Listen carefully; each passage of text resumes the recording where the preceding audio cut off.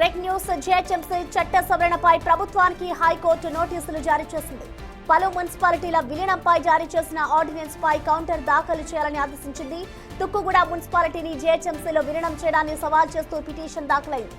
ఎవరి అభిప్రాయాలు తీసుకోకుండా జీహెచ్ఎంసీలో విలీనం చేశారంటూ పిటిషనర్ కోర్టుకు తెలిపారు. దీంతో కౌంటర్ దాఖలు చేయాలని ఆదేశిస్తూ 4 వారాలకు విచారణ వాయిదా వేసింది హైకోర్టు.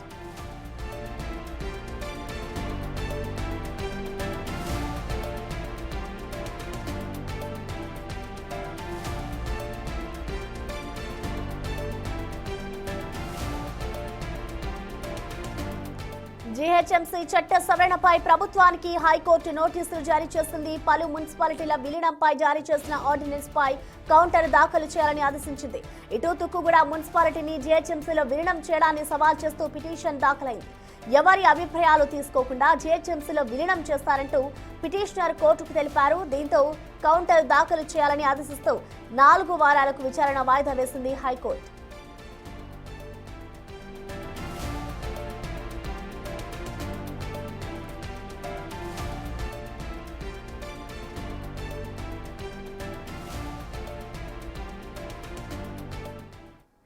ఇక ఈ నోటీసులపై మోర్ డీటెయిల్స్ ని మా ప్రతినిధి సురేష్ అందిస్తారు. సురేష్, చెప్పండి, ఇటు హైకోర్టు ఏదైతే ప్రభుత్వానికి నోటీసులు జారీ చేస్తుందో దానికి సంబంధించి ఇటు గవర్నమెంట్ ఏమైనా స్పందించిందా? నెక్సెస్ లో ఏం చేయబోతుంది అనుకోవచ్చు సురేష్?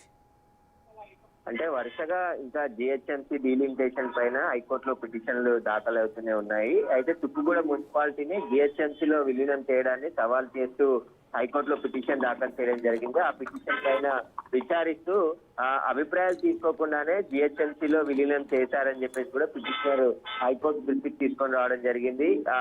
తుక్కుగూడ మున్సిపాలిటీకి సంబంధించిన ప్రజలు కానీ ప్రజాప్రతినిధులు కానీ అక్కడ ఉన్నటువంటి లోకల్ పొజిషన్ బట్టి విలీనం చేయకుండా ఇష్టానుసారంగా విలీనం చేశారని చెప్పేసి కూడా పిటిషన్ వేశారు. ఈ పిటిషన్ పైన హైకోర్టు విచారించి జిహెచ్ఎంసీ చట్ట సవరణకు సంబంధించి ప్రభుత్వానికి నోటీసులు జారీ చేయడం జరిగింది. కౌంటర్ దాఖలు చేయాలి పూర్తి వివరాలతో అని చెప్పేసి కూడా 4 వారాలకి విచారణ వాయిదా వేసింది. ప్రభుత్వం కౌంటర్ దాఖలు చేసిన తర్వాత పూర్తి విచారణ చేస్తామని చెప్పేసి కూడా హైకోర్టు ఆదేశాలు జారీ చేసింది.